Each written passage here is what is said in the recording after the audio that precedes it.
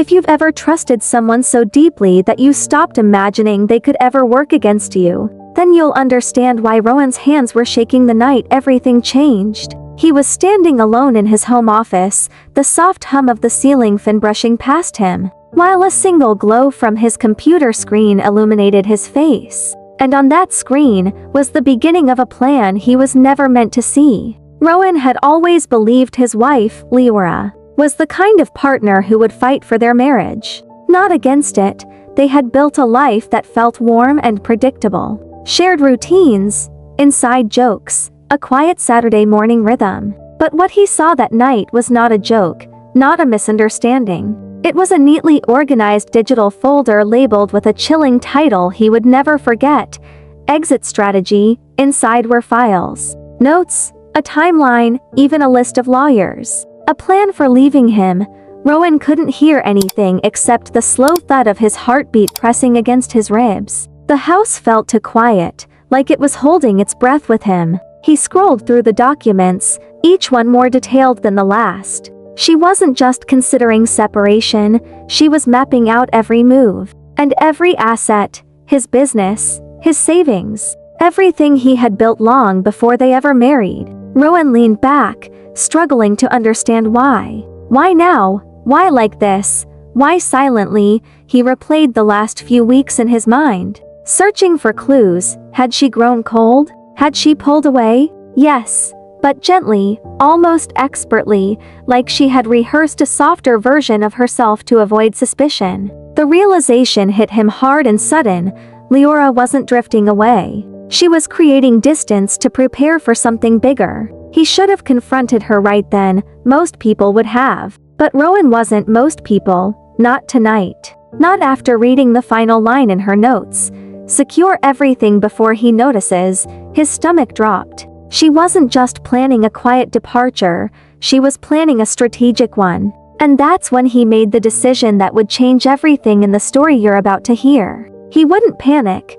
He wouldn't confront her. He wouldn't even hint that he knew. Rowan would play it cool, painfully, flawlessly cool, until he could protect himself. But before we move forward, here's where the story takes a turn you won't expect. The very next morning, Leora acted exactly like the woman he had married. She made breakfast, she laughed softly at a video on her phone. She kissed his cheek the way she always had, and Rowan stood there, pretending, while every word she spoke wrapped around him like a lie. He wondered, how long has she been rehearsing this? But Rowan wasn't the only one pretending in this house, not by a long shot. Because while he believed he had just discovered her worst secret, he had no idea that another secret, one even more shocking, was waiting for him just days ahead. But we'll get to that. For now, Rowan began his quiet mission: protect everything. Rowan worked in tech consulting, nothing flashy, but steady and smartly built over years of long nights. Before meeting Leora, he had kept immaculate records and fireproof organization. But marriage had a way of softening his guard. Shared accounts, combined expenses, passwords exchanged casually over dinner. Now, he needed to pull all of that back without waking suspicion. So he started with the easy things: new passwords, reorganized files, a private account his father had opened for him years ago. Still active, still untouched, still in his name alone. It wasn't about hiding anything unfairly. Rowan wasn't running from responsibility. He just wanted to make sure the life he built before Leora wasn't taken from him in a storm he didn't see coming. But the strange thing was, the more he protected himself, the more he started seeing what he had missed: the conversations she avoided, the nights she stayed out later than usual, the sudden interest in keeping her phone close to close. She wasn't sloppy. She was calculated, but Rowan was becoming calculated too. Every day felt like a chess match where only one of them knew the pieces were moving. And yet, there was something else bubbling under the surface of all this tension. A strange ache, a question Rowan couldn't shake. Why didn't she talk to him? What pushed her so far that she created a plan instead of a conversation? He would get his answer, but it wouldn't be anything he expected. One night, Rowan watched Leora from across the living room as she scrolled through her tablet. Her expression was calm, almost peaceful. If he hadn't seen the files, He would have sworn she was the same woman he built a life with, but the truth was sitting quietly between them, invisible yet heavy. He reminded himself not to slip, not to reveal, not to ask anything that would make her tilt her head and ask, "Why are you acting strange?" Instead, he used the heaviness to fuel his focus. If she was planning her exit, he would plan his safety net. If she had a timeline, he would shorten his. And that's when he discovered the first twist in this story. While securing his accounts, he stumbled onto something in Leora's emails. A message thread with someone named Auric, someone he had never heard of. Someone she had written to in a tone that wasn't formal or distant. Someone she trusted. The emails weren't romantic. Not exactly. They were practical, strategic, cold. And one line stood out among them all. "Once I finalize the documents on my side, we proceed as planned. He won't see it coming." Rowan stared at that line for so long it burned into him. Who was Auric? Why was he involved? And what did "we proceed as planned" actually mean? That wasn't just strategy, that was collaboration. He closed the email quickly, pulse hammering in his neck. He wasn't just dealing with his wife's silent plan. He was dealing with a plan that involved someone else entirely. And just like that, Rowan understood something chilling. He wasn't preparing for a storm, he was already in the middle of one. If you discovered something like this about your partner, what would your first move be? Confront them or quietly protect yourself? Hey there, my wonderful family and friends, welcome back. If you're ready to dive into today's story, make sure to hit that subscribe button and tell me in the comments where you're tuning in from. I love seeing where everyone's watching. And guess what? There's another amazing story coming your way tomorrow, one you definitely don't want to miss. Alright then, let's get started. Rowan had always pictured himself as someone who could handle pressure, but the days after discovering Leora's hidden plan felt different. Like living with a quiet alarm inside his chest that never stopped ringing. Every glance she gave him, every casual question, every soft smile, all of it made him wonder how much of her he had ever truly known. He kept his routine calm and changed. The last thing he wanted was to tip his hand. But that didn't stop his mind from replaying one name over and over. Auric. A name that sounded too familiar with Leora. Too intentional, too woven into her plans. Whoever this person was, they were helping her, guiding her, maybe even pushing her. And Rowan couldn't shake the memory of that one haunting line. "Once I finalize the documents on my side, we proceed as planned." He won't see it coming. He needed more information, quietly, carefully. So he started paying attention in ways he never had before. The first clue came on a Tuesday evening. Rowan and Leora were in the kitchen, chopping vegetables together the way they always did. The overhead lights cast a warm glow, the soft clink of knives filling the silence. It felt normal, down to the rhythm of the cutting boards. And that was exactly what made Rowan uneasy. He watched her subtly, noticing the way she glanced at her phone every few minutes. Not dramatically, just a quick flick of her eyes. Like she was waiting for something specific. At one point, the screen lit up.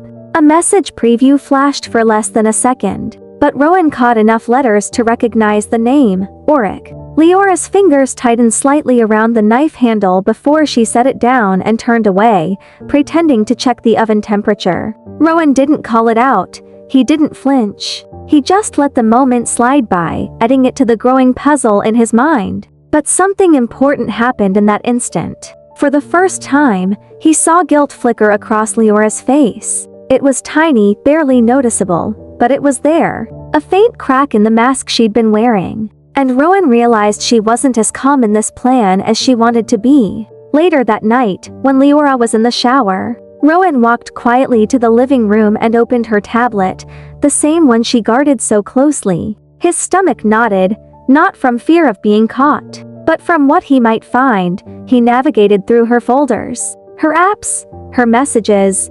Most of it was routine, grocery lists, work reports, photos with friends. But then he found a hidden folder tucked inside a cloud directory with an unassuming name.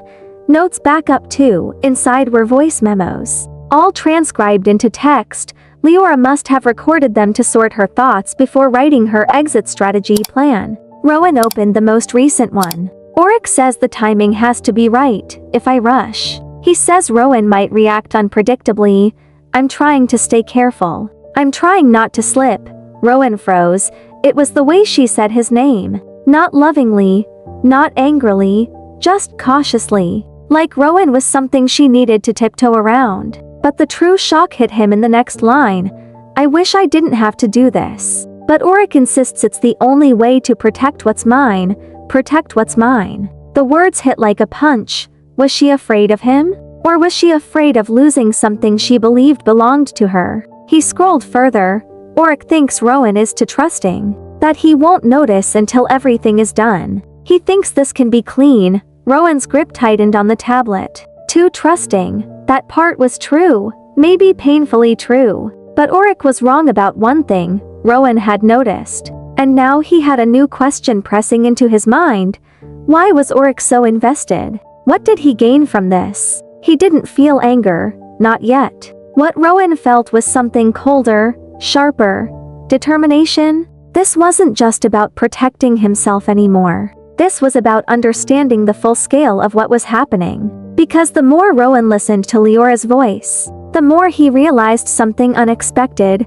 She didn't sound like a mastermind. She sounded conflicted, scared, even almost coached. The next morning, Rowan decided to test something small. He brewed coffee earlier than usual, and left his laptop open on the kitchen table as if he'd been working there for hours. When Leora walked in, hair still damp from her shower, she smiled the same warm smile she always gave him. Rowan returned it naturally, but then he dropped the first breadcrumb. You know, he said casually, stirring his coffee. I've been thinking of reorganizing my accounts, just cleaning things up. It's been a while.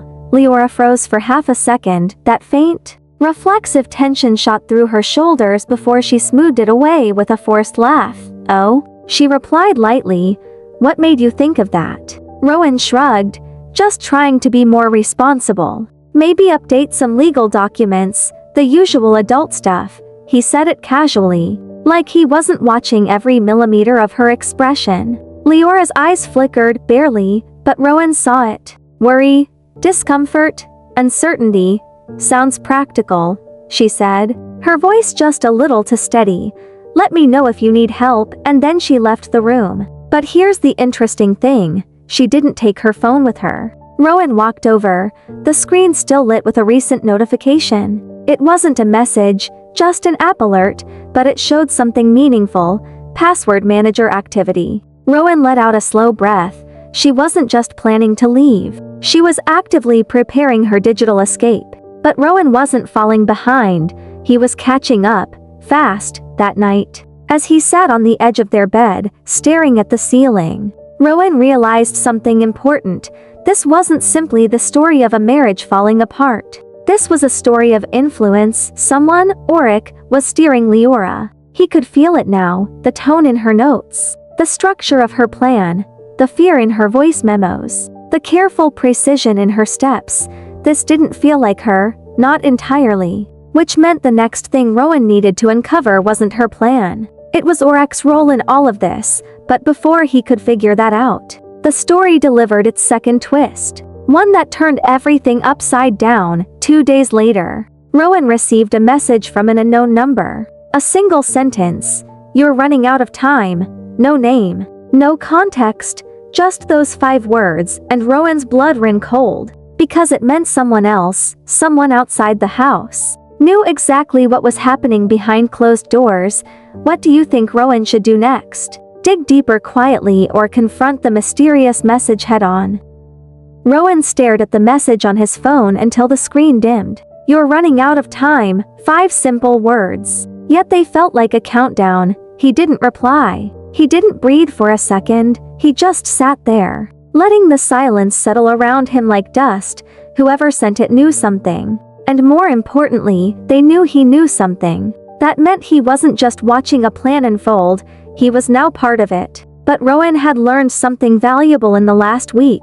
Acting out of panic only helped the people working against him. So instead of spiraling, he made a choice. He would stay steady. He would move with intention, and he would gather every piece of the puzzle before anyone realized he was doing it. The next evening, Rowan left work earlier than usual. The sky had that soft purple tint that comes right before dusk, and the city lights were blinking away. He sat in his car outside a small cafe down the block, a place quiet enough for thinking, but public enough to feel safe. He opened his laptop, pulled up the unknown number message, and started digging. First step, check if the number was linked to anything. Nothing obvious, no social media, no name, just a number bouncing off a digital wall. But Rowan spotted something important. The area code wasn't local. It belonged to a region he recognized instantly, Leora's hometown. A place she left years ago and rarely spoke about. That couldn't be coincidence, not now, so Rowan kept searching. And after a few minutes of deeper checking, he found a weak connection, barely a thread, between the number and a business registry. Auric Consulting. He felt a chill crawl through his chest. Auric wasn't a friend, not a relative, not a stranger offering advice. Auric was a professional, someone Leora had hired, someone who helped people plan quiet exits, someone who built strategies in the shadows, someone who had likely guided every move she'd been making. Rowan leaned back, letting the weight of that realization sink in. She didn't just confide in Auric, she invested in him, which raised a new question he couldn't shake. Why would someone like Leora, calm, warm, steady Leora, need a strategist to leave a marriage quietly? Unless she believed she needed protection from something. Or unless someone convinced her that she did. The next day, Rowan studied her more. Not suspiciously, just observantly. Leora moved with a new tension, almost like she sensed the timeline tightening. She wasn't careless, but she wasn't relaxed either. Her smiles were shorter. Her eyes stayed on her phone longer. She drifted through their home like someone pacing inside her own mind. That evening, when she stepped outside to take a call, Rowan listened carefully, not to the words, but to the tone. Soft, controlled, nervous. Then he heard a name, one that made the hair on his neck rise. Auric. I know, I'm trying. Trying what? Trying who? When she came back in, she acted normal again, too normal. Rowan knew then that he needed answers from someone who wasn't in the house. Someone who understood this world better than he did. So he called the one person he trusted to stay calm. His friend Niles. Niles was the quiet genius type, always tinkering with encryption tools and gadgets Rowan didn't pretend to understand. If anyone could trace a message, or map out a digital trail without blowing things up, it was him. They met that night in Niles's workshop. A space filled with blinking screens, scattered wires, and the soft mechanical hum of machines that seemed to have personalities of their own. Niles squinted at the unknown number, then let out a low whistle. Whoever this is, he said, they're good, very good. The number shielded through multiple layers.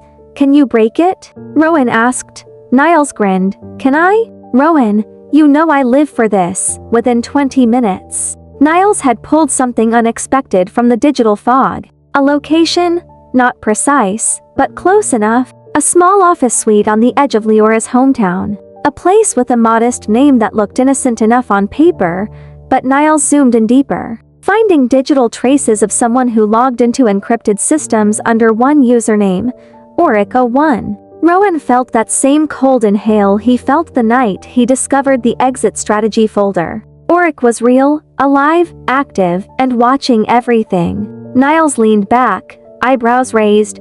Man, this guy? He's not standard. He's the type people go to when they want silent answers or silent strategies. Rowan nodded slowly. So Leora hired him.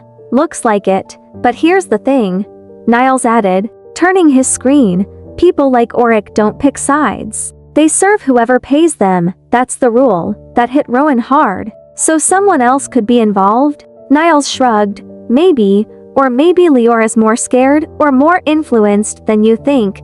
The idea made Rowan's stomach twist. Had Auric manipulated her? Had he convinced her she needed protection? Had he planted the fear she recorded in those voice memos? Everything was starting to feel bigger than just a marriage. On his drive home, Rowan's mind raced. The city lights blurred past his windshield as he replayed every moment with Leora. The softness in her voice, the hesitation in her steps, the way she looked at him like she was carrying a secret so heavy it bent her shoulders. Then Rowan realized something crucial. If someone was influencing her, if someone was steering her, then maybe Leora wasn't the enemy. Maybe she was tangled in something she didn't fully understand. That thought hit him harder than any anger ever could. He didn't want to destroy her plan out of spite. He didn't want revenge. He wanted clarity.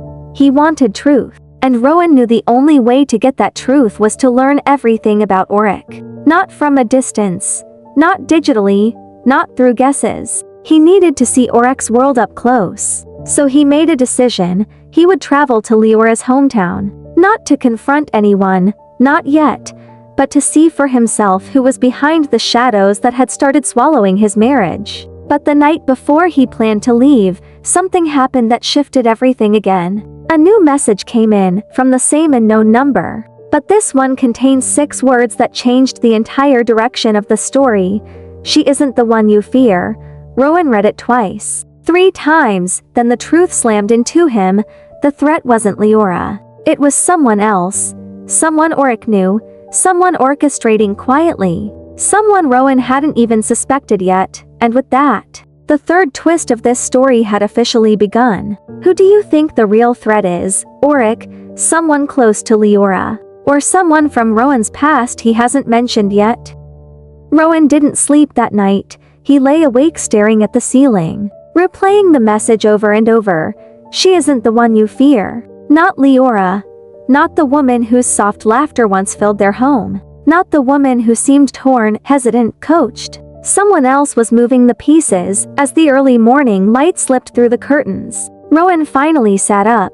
He felt steady, not calm, but focused. If he wanted answers, if he wanted to understand why his life had twisted into this strange maze, he had to follow the path that scared him most. He had to go back to where Leora came from, not just physically, but emotionally, into the part of her life she rarely spoke about. The town she left with quiet urgency, the family she never visited, the past she always kept tucked behind a half smile. Maybe the truth wasn't in their home at all. Maybe it started long before Rowan ever knew her. The next morning, Rowan packed a small bag, left a note on the counter that said he'd be out for meetings, and drove out of the city before sunrise. The roads were quiet, the air cool, and the long stretch of highway gave him too much time to think. Who sent the message? Why warn him? Why now? And above all, why was someone else, someone he had never met, threatening the life he built with Leora? The drive took 3 hours, and by the time he reached her hometown, the sun had climbed high enough to heat the car windows. The town was small, quiet, tucked into rolling hills. It was the kind of place where everyone knew each other's business, and where outsiders were noticed immediately. Rowan pulled up in front of a small building with frosted glass windows and a faded sign, Auric Consulting. Strategic Solutions. The name looked harmless, but the locked door and blank windows made it feel like a bunker for secrets. Rowan didn't walk in, not yet. Instead, he circled the area, watching the building from a distance. He wasn't here to confront Auric. He was here to understand him. After almost an hour of waiting, a woman emerged from the side entrance. Not Leora. Not Auric. Someone older, mid-50s. Firm posture, sharp eyes. She locked the door carefully, glancing around with a caution that sent a chill down Rowan's spine. She moved like someone who knew danger wasn't abstract. It was real. Rowan followed from a distance. Not close enough to draw attention, but close enough to track her path. She walked with purpose, weaving through the quiet streets until she reached a small cafe on the corner. She sat, ordered tea, opened a notebook. Rowan took a seat a few tables behind her. When she placed her phone on the table, he saw the name on the wallpaper, Marlon Voss. Rowan blinked hard. He knew that name, not from Leora, not from any document in the exit strategy folder. He knew it from years ago. Back when he worked on his first big tech case involving internal fraud at a company that later dissolved. A name that had surfaced only once in that entire messy investigation.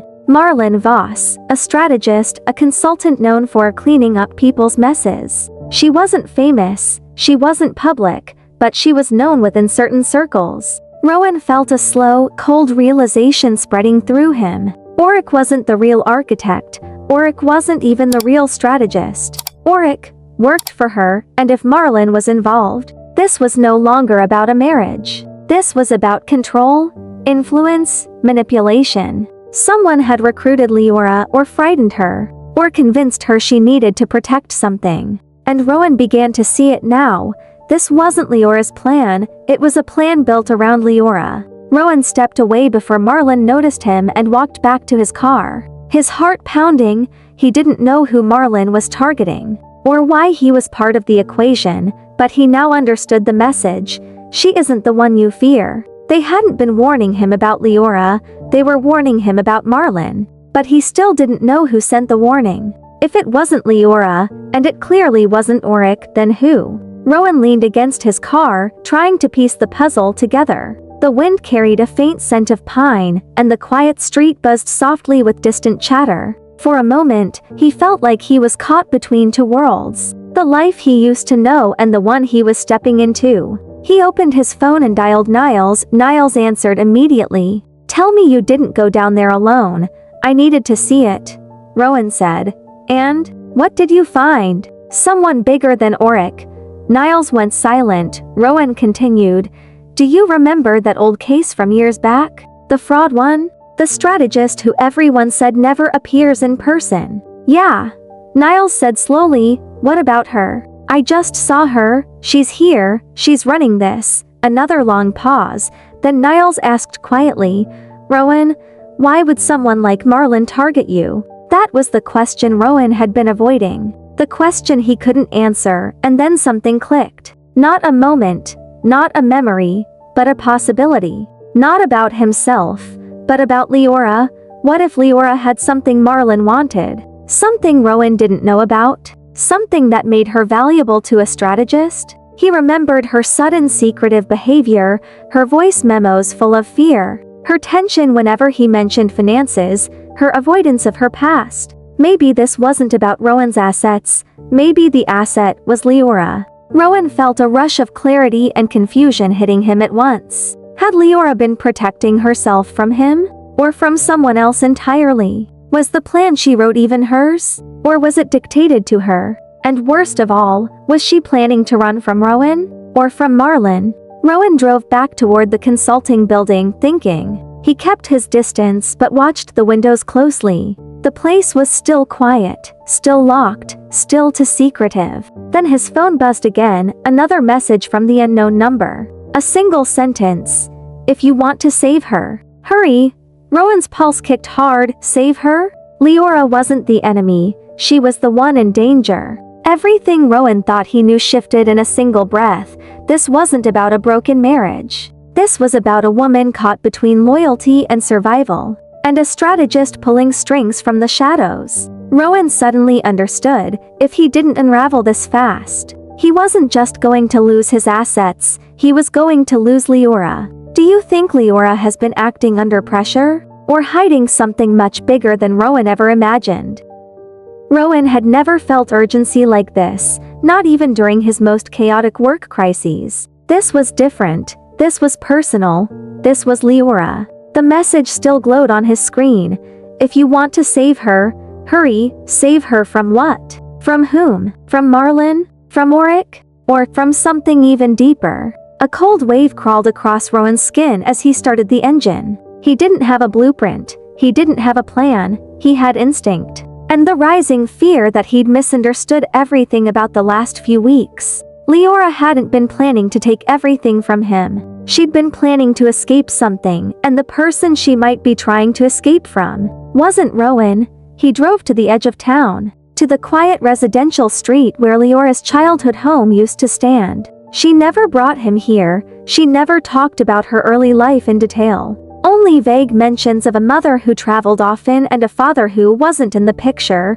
But Rowan knew something about fear. Fear didn't appear out of nowhere. Fear had roots.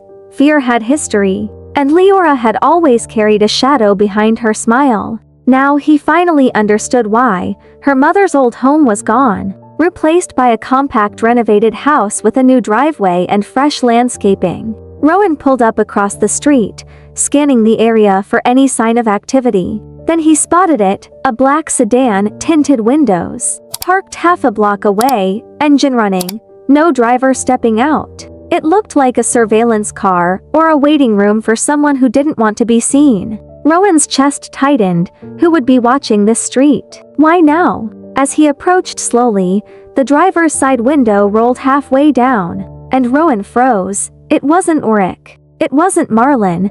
It wasn't anyone he recognized. It was a woman, mid-30s. Sharp jawline, cool eyes, expression unreadable. She stared straight at him. "Rowan Hale?" she asked, voice low and steady. He hadn't introduced himself. He hadn't spoken a word. Rowan nodded slowly.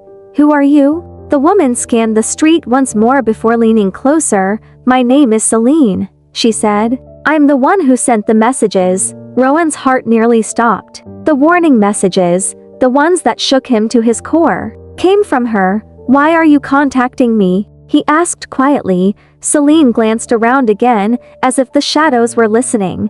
"Because you're the only person who doesn't realize just how much danger Leora is in." Rowan swallowed hard. "From who? Ulrich? Marlon?" Celine shook her head once. "From her family."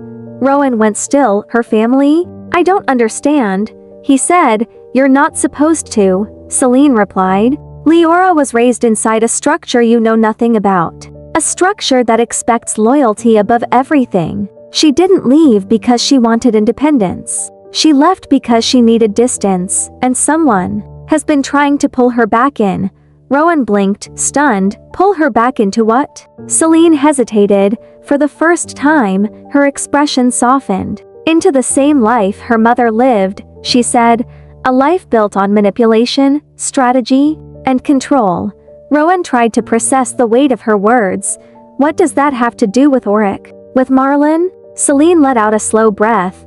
"Marlon Voss was her mother's closest strategist," she said. "Her fixer, her problem solver. When Leora left that world, she broke an unspoken agreement, and Marlon doesn't let broken agreements slide." The pieces snapped together so abruptly that Rowan's breath caught. The secrecy, the fear, the exit strategy, the voice memos, the warnings. Leora wasn't building a plan against him. She was building a plan against her past, a plan to stay free. Rowan pressed a hand against the roof of the car, steadying himself. "But Ulrich works under Marlon," Celine finished. "He's the one who contacts people directly. Marlon stays in the shadows unless she wants to be seen." Rowan's mind raced. "Then why involve me? Why target my accounts?" "Because," Celine said quietly, "if Leora was financially tied to you, then Marlon believed you were leverage, something she could use to force Leora's compliance." The words hit Rowan harder than any twist in the story so far. He wasn't the target because of what he owned. He was the target because of who he was to Leora. Rowan stepped back, breath shaky. "Then why help me? Why warn me?" Celine's expression changed, just slightly. "Because I owe Leora's mother a debt," she said. "A debt I can only repay by protecting her daughter." She paused. "And because Leora doesn't deserve to suffer for the decisions made before she was even born." Rowan couldn't speak. The world felt suddenly unfamiliar around him. Celine leaned closer. "There's no time left. Marlon isn't here for your assets. She's here for Leora. And if Leora goes through with that exit plan as written, Marlon will take control of her future. One document at a time." Rowan's pulse thundered. "Where is she now? Leora, where is she?" Celine looked him straight in the eyes. "At home," she said. "And she's about to meet with Ulrich." Rowan felt something primal ignite inside him. Fear, love, determination, all tangled together. He didn't know exactly what Marlon wanted. He didn't know how far Ulrich would go. But he knew one thing with absolute certainty. He wasn't letting Leora face any of this alone. He slammed the car door shut, turned, and sprinted toward his own vehicle as Celine watched him leave. She whispered one last thing he didn't hear. "Don't let her make the same mistake her mother did." What do you think Rowan will find when he gets home? Leora ready to confess, Ulrich waiting in the shadows, or something he never expected. The morning of the hearing arrived with a strange stillness. Like the world itself was holding its breath. Ray stood outside the courthouse, feeling the cold marble steps under his shoes. Clouds drifted lazily overhead, soft and harmless. Even though the day promised anything but, he wasn't nervous. Not anymore, but he was tired of secrets. Tired of doubting his own instincts, tired of pretending he didn't see the cracks forming long ago. Inside, the air felt colder, heavier. The hall echoed with footsteps, murmurs, briefcases clicking shut, and then Nara appeared. Walking in with a confidence that almost seemed rehearsed, she wore a fitted navy suit. Her hair pulled back so tightly it sharpened every line of her expression. Behind her walked Florin, carrying a stack of documents like trophies. Ray didn't look away, and Nara didn't either. For the first time in months, they were two people standing in the open. No shadows between them. The hearing room was small. Almost too small for everything that was about to happen. A rectangular table sat in the center, polished until Ray could see the blurred outline of his reflection. The judge, a calm woman named Justice Rennell, entered with quiet authority. She didn't smile, but her eyes carried a patient kindness that Ray appreciated. Everyone took their place. Nara exhaled sharply, ready to begin the performance she'd spent months perfecting. Justice Rennell spoke gently. Before we proceed with any motions, I need full disclosure from both parties. Financials, statements, property details. Everything on record. Nara lifted her chin. Absolutely. Your Honor. She handed over neatly arranged folders. Florin slid his forward with a smug confidence that made Ray want to laugh. They really thought they were about to win. When it was Ray's turn, he simply placed a small, clean envelope on the table. Justice Rennell raised an eyebrow. That's all? Ray nodded. That's all I own, and all I'm responsible for, before anyone could question it. Ray turned slightly in his chair. Your Honor, I'd like to submit additional documentation. These aren't mine. They belong to Nara. He gestured calmly. I believe they're relevant. He pulled out a thick folder, one far larger than hers. Inside were detailed printouts of her shell companies, the hidden accounts, the transfers, the property under her cousin's name, the silent investments she'd made while pretending to be drowning in debt. For a moment, Nara didn't move. Then her eyes widened, slowly, painfully, as she realized what was happening. How did you? She stopped, jaw tightening. Ray, what did you do? He didn't raise his voice. I just learned to stop ignoring what was right in front of me. Justice Rennell sifted calmly through the documents, flipping page after page. Her expression never shifted, but the room seemed to tilt. The silence grew dense, stretching over everyone. Florin stammered, Your Honor, this is taken out of context. But Justice Rennell held up a hand, quieting him instantly. We will review everything. She looked at Nara directly. These accounts should have been disclosed. All of them. Then came the verdict of the hour. Not the final decision, but the blow that cracked the entire scheme. Until full verification is complete, all motions are frozen. No transfers, no withdrawals, no claims. Everything stays exactly as it is. Nara swallowed hard. Florin's face drained of color. Ray didn't smile, but he felt something lift from inside, a weight he hadn't realized was sitting on his ribs all this time. As the hearing ended, everyone filed out in strained silence. Nara finally approached him in the hallway, her voice low, shaking slightly. You ruined everything. Ray shook his head.